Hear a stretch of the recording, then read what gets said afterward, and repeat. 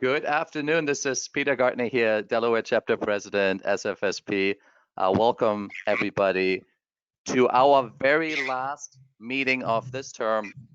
I am excited, I'm happy, and I'm very thankful for this past year and all the support and all the help everybody's been given and provided. And of course, your flexibility, your patience as we've all worked both on a professional, personal, and of course, in the society around coronavirus and everything and all the challenges that were connected to it. So thank you all for that.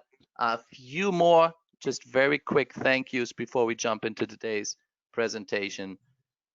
Just want to thank all the board members one more time. Thank you for your expertise, for your time, and your commitment to the chapter.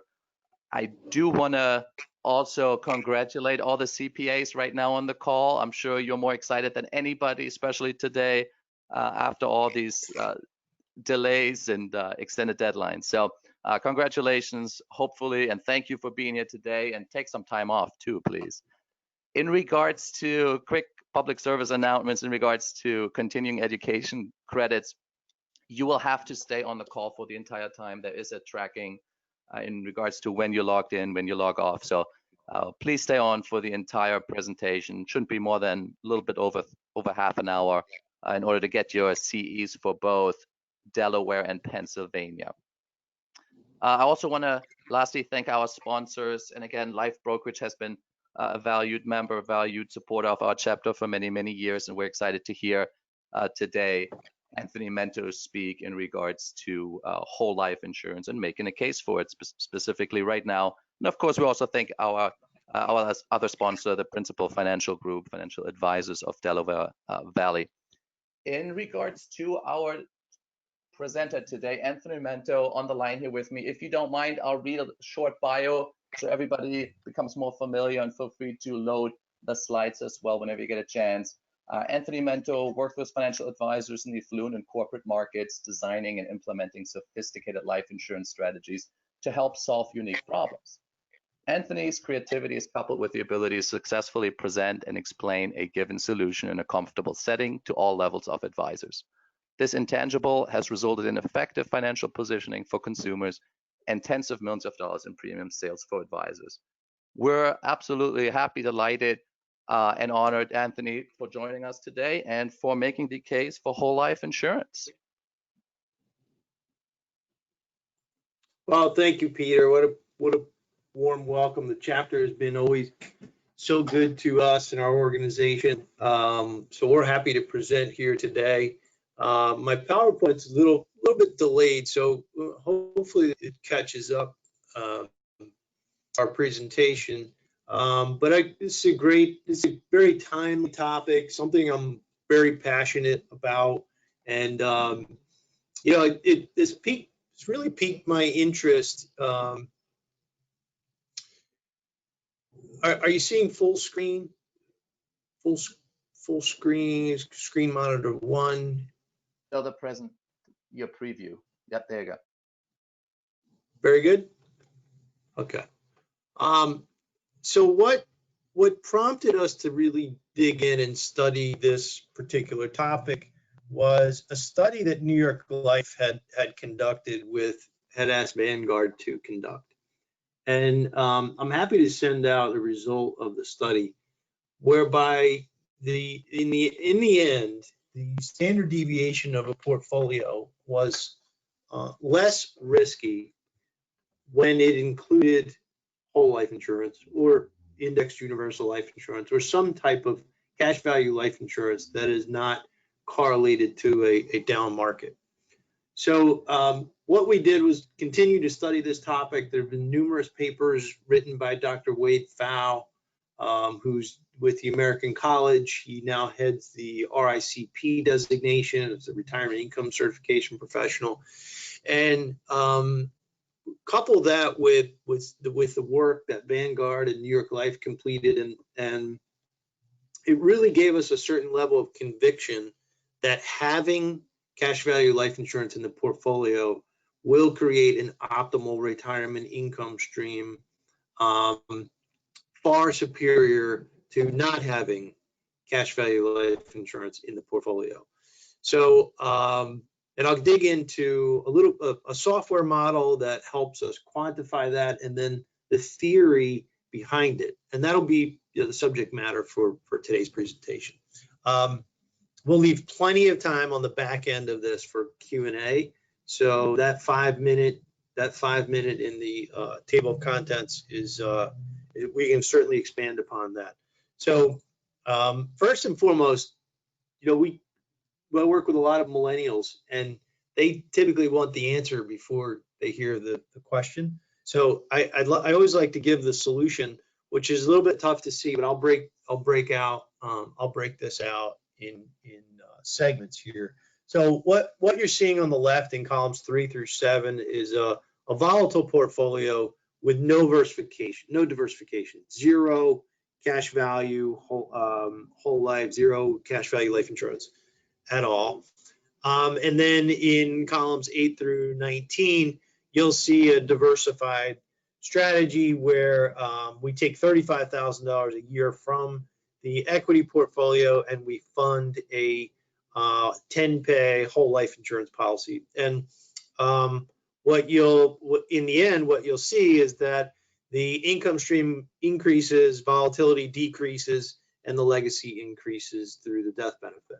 So we'll dive in here. So again, the purpose of today's call is to just teach a philosophical belief, not to promote any type of product or insurance sale or anything of the sort. So this is purely based on math. It's concerned with income planning and really not has any influence over deciding which investment is better, is insurance or investments better, that all of that has been kind of disproven. You need both investments and life insurance to optimize the portfolio. So the debate as to which is better is somewhat silly. You need to diversify and have assets in different buckets. So here on the screen, I have a no diversification at 3.5% distribution rate. So we'll just dive right in here. So many years ago, the 4% rule was implemented. There were Nobel Prizes given for the 4% withdrawal rate rule. And if you ask any financial advisor up and down the East Coast here, you'll get a similar answer to, okay, I accumulate a bunch of assets and I get to retirement. What percentage of those assets can I take out in my retirement to make sure that I don't run out of money, to make sure that a volatile market or a bad sequence doesn't provoke me to run out of cash? And the common answer for the last 4 decades has been 4%. You have $1 million of portfolio value. You can take $40,000 a year, and you can feel good about getting out to a ripe old age, insulate yourself from sequence of return and volatility in the market, and you'll do just fine. That 4% rule was developed off of a model that assumed 10% growth in equities and 5% growth in bonds. What we've seen as of late is that bond yields are nowhere close to 5%. We're essentially in a 1% interest rate environment. And equities, I think looking forward, I don't believe we can expect the same types of returns that we have experienced looking backwards, but that remains to be seen. So the heads of Morningstar, Fidelity, of all the major banks and wires have all come to terms with the fact that the 4% rule is essentially outdated. So just like I offered some of these resources like the Vanguard study with New York Life, Dr. Wade Fowle's papers, I'm happy to provide a copy of the Morningstar article that supports that 4% withdrawal rate is really outdated. And arguably, we should be using somewhere around 2.9, but in this example, I'm showing 3.5. And what you're seeing here is very simply a breakdown of $1 million of portfolio asset. I'm going to grab my pen here and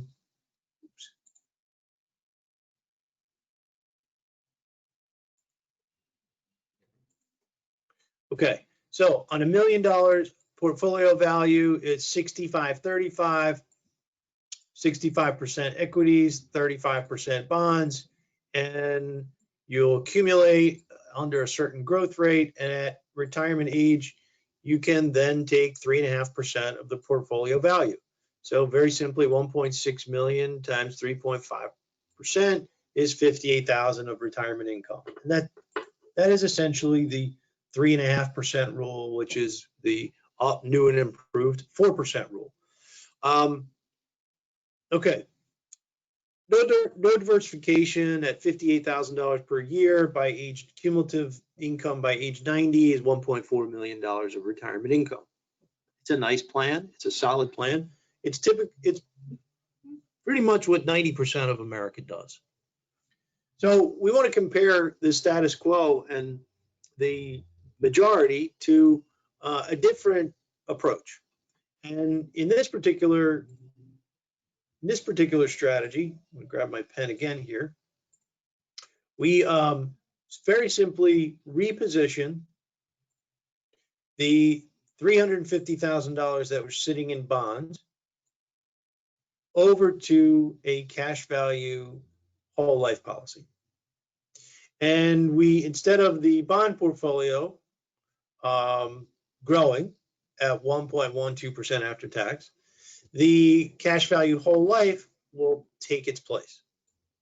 And by retirement age, you will then have, between your equities and your remainder in the bond fund and the cash value whole life, you'll have $1.8 million. In the bond fund, of that $1.8 million, $1.2 million is in the brokerage account at 3.5% is $44,000. And if I solve for income distribution from the life insurance policy, it's another $32,000. So your total income, cash value life insurance plus the 3.5% withdrawal rate in the portfolio is $76,000. In addition to $76,000 of income, we have $1.3 million of death benefit. So essentially what's happening here is that the cash value life insurance doesn't quite accumulate as well as the bond fund in the early years, but think of this high pressure cooker that at retirement age continues to build steam, and that then subsequently provides very significant income distributions on the back end. So you're giving up a bit of yield on the front end in exchange for efficient tax-free income on the back end. So you very simply just repositioned, again, the 35% of the bond portfolio into cash value whole life. This falls exactly in line with the Vanguard and New York Life study. You've de-risked the portfolio by implementing cash value whole life, which is more predictable than bonds and treasuries, and you've increased your income at retirement. So I'm going to continue and show you how this works. Cumulatively, remember we were looking at an increase of $459,000 by diversifying the bond portion of the portfolio into a cash value life insurance solution. These pages again will be shared with you, and I'll get into the philosophy behind this strategy, which the numerics weren't as important, but I did want to quantify for you and just then share with you the presentation after the webinar. I really wanted to get into the philosophical discussion on why and how. So first and foremost, I can't wait until this is updated through 2020 because we've experienced another dip here. And you know what we're seeing here as a pattern is that the years following the red, the years following the negatives are typically some very strong positives. And what we find is that the market always bounces back eventually. So if you are 100% allocated to equities or stocks and bonds, and you are selling into losses in these red years, which 2020 could be a red year, if you're selling into losses, you are essentially liquidating shares that do not ever have a chance to recover. So when you see a down year in red following a green year in a positive position, you have fewer shares or fewer assets in your brokerage account because of you were supplementing your retirement to capture those greens. So the theory here is that if you can diversify and take from another source in those red years or the years following the red, you don't want to have to predict this. You want to be able to let the year play out, determine if you want to sell into that loss, and the following year determine if you want to utilize a buffer asset, which is cash value whole life, and let your equities rebound. So I'll continue to expand on this. And here's what we get into sequence. Starting off retirement in a down market is deadly to a retirement portfolio. I'm showing you a real historical annual return, $100,000 of invested by a 40-year-old who retires at age 65, and through all the ups and downs, they're able to average 8%. And 100,000 will then grow to 615,000. Now, just from an academic perspective, if you take those returns and you completely invert them, just no mixing and no mixing and matching, literally just completely invert them, you'll see that when you're accumulating, it doesn't matter the sequence. You still end up with the same 8% and the same $615,000 that you did in portfolio A. However, when you move into the distribution phase, here's when sequence really matters. Portfolio A is actual with a 5% withdrawal rate and a starting value of 615,000.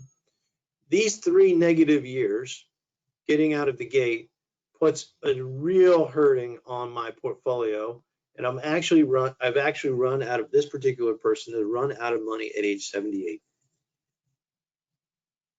If I do the same exercise and invert the actual yield to a hypothetical yield, you will see that a good sequence getting out of the retirement gates will result in a portfolio that will not only last through age 90, but it will thrive with $1,287,000 in value.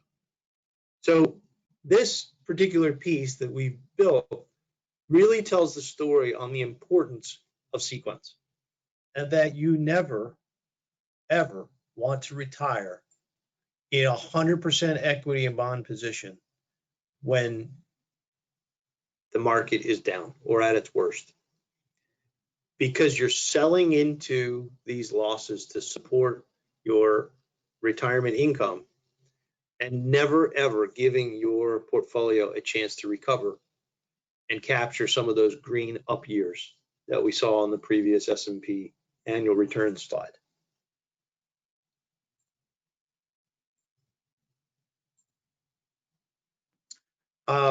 What I'm volunteering here is a customized sequence output. So, if you wanted to see a 50-year-old using actual historical data for 40 years, we can customize the output in 30, 40, 50, or 60 years. So if you have a 40-year-old and you want to see a 60-year analysis, we'll actually go back 60 years in the S&P and the bond markets, and we'll show you how that portfolio would have fared over the last 60 years. And then we'll do the same exercise and invert it and just show this particular 40-year-old how important sequence is, and it really helps tell the story. So what the piece I just shared with you can be customized to a consumer. And this is what it looks like. So here's a 47-year-old, 18% on the way up, 7.6% on the way down. Sequence in portfolio A was devastating. Sequence in portfolio B was fantastic. It's really a tale of two two stories. So, get into a little bit of the math behind it. And JP Morgan does a great job in putting out a retirement study every year. And this is a very good learning tool that is encompassed in the JP Morgan retirement study. And this is a very instrumental piece that helps the consumer understand the sequence of return risk. And, I'd be hesitant to promote third-party material that said like Penn Mutual or John Hancock or Principal or Lincoln, because it just seems like it's a bit jaded. But to utilize JP Morgan, who's in the business of gathering assets and selling equities and bonds, is certainly more powerful. And it shows the impact of 3 separate portfolios saving $10,000 a year annually, with a great start and a bad ending versus a steady average versus a bad start and a great ending. So, arguably, when you want to have the bad, you want to have the bad in the beginning when there's very few dollars in the account. If you have the bad when your portfolio is at its highest, like approaching retirement, that's where the catastrophic losses come in that you just can't recover from. And you see the impact of running out of money with a bad sequence. And again, if you didn't like JP Morgan, then BlackRock will tell a similar story. On the way up, averaging 7% makes no difference to the particular consumer, but then on the way down, it means the world to the same consumer on the sequence of Mrs. Jones, Mr. Smith, Mr. Brown. And again, happy to share the BlackRock piece here as well. So, I always try and teach the financial advisors and the insurance agents and the wealth professionals that we work with. What is important? Are you looking to build a balance sheet, or are you looking to build retirement income? And this particular chart, if you don't take anything away from today's presentation, this could very well be the most important piece. This is what the Monte Carlo is, what 90% of America does. We stash money into our 401k, we accumulate as much as we possibly can, and then we start distributing that 401k asset. Now, if you read Morningstar and Dr. Pfau, and you agree that the 4% rule is a bit aggressive right now, and you adjust that to 3, well, to generate $100,000 of income at 3%, you need $3.33 million of retirement assets to meet that $100,000 of income goal. Now, here's where the impact of actuarial products like insurance, annuities, cash value life insurance makes sense. Cash value life insurance and annuities are really bad at accumulating yield. Their charges are high. You're paying for elements of guarantees. You're paying for death benefit. You're paying a lot of charges. So yields aren't wonderful. So you need the bank products. You need the equities. You need the mutual funds. You need those products for yield. But what those products do very poorly is distribute, because remember, we're hindered to this. We're like tied into this 3% rule, which is not a great distribution rate. So if you start to reposition some of these assets into income or actuarial type producing products, then you can essentially increase the distribution rate exponentially. And what I'm showing here and where we're focused today's presentation is this volatility buffer. If you have a pool of buffer asset, and there's 3 types of buffers, which I'll get into, and Dr. Pfau teaches at the American College. There's cash value life insurance, there's reverse mortgages, and then there's cash. And they're the only 3 that can buffer against a volatile market. If you have one of those 3 assets, and you can buffer against the down years and give your brokerage account a chance to recover, well, then if you have in this case 4 years of buffer asset, then you can increase your distribution rate from 3% to 6%. And what that means is, instead of having $3.3 million of retirement assets to meet $100,000 income goal, you only need $1.6 million. So if you are looking to stretch income if you're looking to maximize distributions, the coupling of your equity portfolio and your assets with an actuarial science type product makes a whole bunch of sense, as you can see by this chart here. And this be very simply just one of the more simplistic examples of how you just very simply can reposition. So here's $1 million, no life insurance, 3.5% distribution rate equals $35,000 of income. If I broke out that $1 million of assets between $750,000 in the 401k and $250,000 of cash value as a buffer, now I can draw down at 6%, which equals $45,000 a year of retirement income, and that leaves the buffer untouched for those bad years. And because that buffer is untouched and can support the down market years, you're allowed, it's the permission slip essentially, to increase the distribution rate from 3.5% to 6%.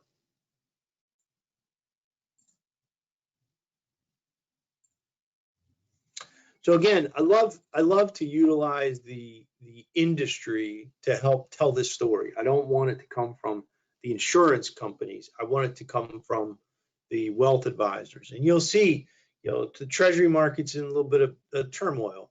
Bond markets haven't recognized the new reality. We can't assume the bond yields are going to average 5% like they did historically.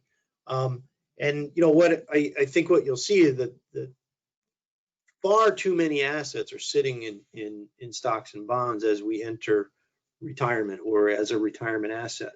And what Dr. Fowl teaches is that the repositioning of some of these assets, not all, some of these assets to a buffer type strategy like cash value life insurance will outperform, and by way of income distributions, a investment only portfolio. So, we talked about sequence of return risk. Now we talk about a little bit about longevity risk. And this is a piece that Wealth Building Cornerstone puts out that describes the relationship between a distribution rate, right? What withdrawal rate are you going to pull your assets down, and longevity, and the probability of not running out of money.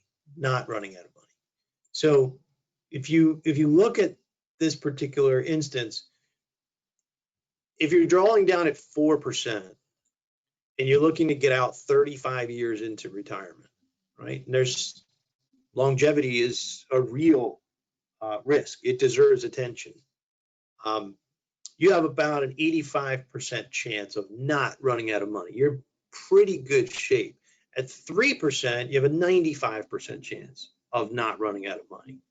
If you think you can draw down at 6%, well, you got about 22% chance of not running out of money, which if I invert that, there's an 80% chance that you will be broke as you get that deep into retirement. So, the common objective or the common response is that, oh, that's no big deal. Stocks and bonds are correlated, and I'll just diversify. I'll take less risk, and I'll move more money into bonds as I approach retirement age or enter retirement age.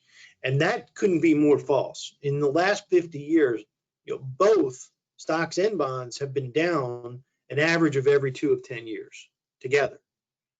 So arguably, if you Monte Carlo the scenarios, repositioning into bonds actually creates a worse performance than getting more aggressive into stocks. So, you see at a 75-25, stocks and bonds, you have is the optimal 99% at 3% distribution rate. But if you think you can distribute at 5% and you're sitting in 100% bonds, there's an 8% chance or a 92% chance that you're going to fail if I actually invert these numbers, which is pretty crazy. Back to JP Morgan and their 2020 retirement study. Again, here's here's a 40-60 portfolio shifting down to 20-80, and then shifting down again to 100% cash. So we're comparing a 40-60, and here's that claim that I'll just move more to bonds, 40-60, 20-80, and then all cash. And you see the all cash results in failure by year 25 into retirement. The 20-80 actually performs worse than staying in a 40-60. So de-risking by reallocating more aggressively into bonds is not the answer. And again, there's some hot sheets here that continue to support these allocation models and speak to withdrawal rates and the high level of confidence, medium level of confidence, or low level of confidence in running out of money. Here again is that Morningstar piece that I spoke of earlier, where the 4% rule from a retirement account is no longer appropriate. And this was as recent as May of 2019. I'm sure if there's a refresh of this article out there, it would be even more dramatic than what we've seen as bond rates continue to decline and equities continue their volatile run. So we talk about sequence risk, we talk about longevity risk. How about behavioral risk? And one of the foremost experts in this subject is Roger Ibbotson. And he's actually created a Zebra account that takes behavioral risk into consideration, where he quarterly rebalances. You can actually look this up. It's traded on the New York Stock Exchange. He'll rebalance every quarter. He'll take the 500 S&P stocks, and he'll kick out the 300 most volatile and be left with, based on trading and volume, and be left with 200 and outperform the market every year, just by eliminating volatility. And it's formula based, it's not behavioral based, right? So how many clients jumped out of the market on March 25th and missed the whole run up? And it's just so unpredictable, and investor psychology is so detrimental to performance, which you'll see here. And again, I'll pass this along. There's really 9 behaviors that cause investors to act irrationally. So you're already fighting sequence risk, you're fighting longevity risk, and now you have behavioral risk, where everyone thinks they're a stock market expert and they know exactly when to get in and exactly when to get out. I mean, whoever saw a coronavirus coming in March of 2020 that would completely topple the market? And then conversely, who in their right mind would believe that the market would almost get back to like 2016 levels in the period of like 2 months, with every business in the world being closed, which is just so mind-boggling that the market is holding on as well as it has. But that just proves that investor psychology is really works against us when these traps and triggers and misconceptions of buying and selling at the wrong time. So just very quickly, 2018 wasn't actually a great year for the stock market. The S&P was actually down 4%. But if you look at the average equity investor, they were down 9.5%, which is crazy because the spread here is behavioral, right? They got in and out at the wrong times. And if you look at the S&P and a $10,000 investment from 1999 to 2018, it did 5.6% rate of return. But if you missed the 10 best days, right, you had these behavioral issues where you're buying and selling at the wrong time, your 5.6% yield went down to 2. If you were on the sidelines for the 20 best days, you took a loss. So it's wild. And then I think consumers think nothing about taking a 60-day break. The 60 best days, you would have actually, instead of earning a 5.62 yield, you actually would have lost 7.41. This is another very good, impactful piece from JP Morgan. Some websites or resources that I always like to share is the Vanguard Retirement Nest Egg. So it'll simulate the longevity of a portfolio in a given asset allocation. So you can put in 40-60 stocks, bonds, you can put in 80-20, you can put in 100% cash, put in anything you want, and it'll simulate the longevity. Like based on this allocation, you're expected to run out of money by year 23, which is really cool. Fidelity has a nice one also that shows a sustainable withdrawal rate, which further supports our teachings today. That it's great to get this from JP and BlackRock and Vanguard and Fidelity. And then when you want to gauge longevity risk, there's a really cool website from the Society of Actuaries that you can enter some very basic lifestyle and health questions, and they'll predict your longevity. So, I would suggest you better be prepared to last at least 30 years into retirement, right? Set 60 to 90, 65 to 95, and that's for a husband and wife, because the probability of one spouse living 35 years is somewhat high. Be 30 years at worst. So, I would ask, what, Mr. and Mrs. Client, what are you doing? How are you planning for a market downturn in retirement? And we talked a little bit about the volatility buffer and having this asset during market losses. And it's a piece from Dr. Pfau, and how if you had a buffer for just 1 year set aside, right? So very simply, let's say you have a $100,000 a year income goal. You have $100,000 of assets in a buffer, whether it be cash value whole life or cash, or you had a reverse mortgage for $100,000, and you utilize that buffer asset just one time.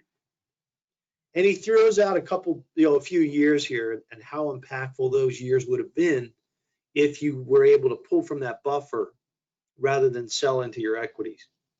And you can see that if you're able to skip 1967, instead of running out of money without the buffer, right, taking all distributions, if you're able to skip 1967, this particular investor would be left with almost $1 million by just skipping that 1 year, having 1 year of buffer asset, which is pretty wild, assuming a 50-50 allocation. If you're able to skip 1975, you'd have $1.3 million left in the account, which is wild. Right? You approach retirement in 1966, you just run the distributions all the way out, and you run out of money by 1995. That's what the story is telling here. But if you had one buffer year, not 3, not 4, not 5, one buffer year, you would have significantly more assets in your portfolio than if you did not. So again, we covered the volatility buffer. The definition is cash value life insurance. It provides liquidity. The distributions from the cash value life insurance policy will act as a buffer for the years following a down market, and will allow time for your investment account to recover. Just a reminder, typically following a red year, 1 or 2 red years are several strong green years. So you need sustainability, you need buffering power. You don't want to sell into those red years. Quick case study. Client withdraws $70,000 from the investment. So let me give you just a quick case study here. In this particular instance, the client with $1 million in their portfolio. Just jump back a little bit here.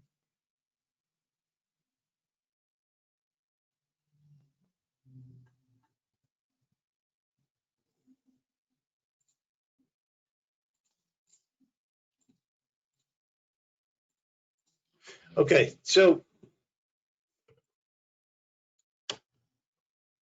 client takes $70,000 from their retirement plan, assuming the market grew at 6.7%. Right? This is where we all kind of lull ourselves into a false sense of hope. So the market average is 6.7% throughout the retirement. And the client says, well, then I can take 7% withdrawal rate, right? Because at 6.7%, I don't even touch my principal. And given that I have $1 million, growth of 6.7, I should be able to take 7%, no problem. So on $1 million, they take 70,000 bucks. And with a bad sequence, what you'll find is that the residual value is $445,000. I apologize, these first slides are not included. Okay, so run the distributions all the way out, 7% distribution rate, 7% withdrawal rate, 445,000 left in the account, which makes little to no sense because we grew at 6.7 and my distribution rate was 7. Now, let's assume we had a buffer asset. In that same result, the years following the down market, I took from the buffer asset. So what I'll show you here is that I'm buffering every year following, and I'm blacking out the 5 down years that this particular retiree experienced in retirement. And in those down years, I was able to take from a volatility buffer, and instead of $445,000, because of these blackouts and the ability for the portfolios to recover, instead of $445,000, this particular retiree has $3.5 million at age 85.